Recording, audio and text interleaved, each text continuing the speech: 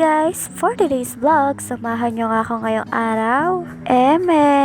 Samahan nyo nga ako magluto ngayon ng ulam namin. Nakita nyo naman siguro sa intro ko kung ano lulutuin ko.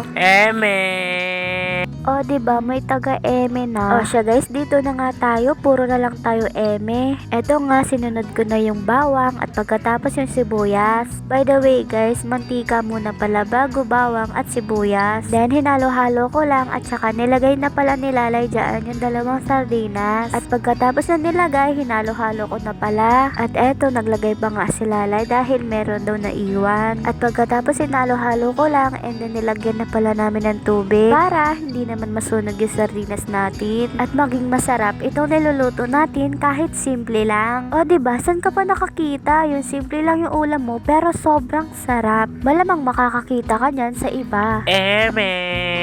At eto, nung kumibot-kibot na nga yung sardinas natin, nilagay ko na pala dyan yung repolyo. Sinangkapan ko na pala ng magic betchin at asin. At para mapakuluan na din siya. At hinalo-halo ko lang ng konti. At pagkatapos kumuha na rin si lalay para sa ulam namin dalawa. At sinunod yun na nga palang hanguin dyan yung kawali. At pagkatapos sinalang ko naman itong maputi namin takore. O diba, sana all flawless at maputi.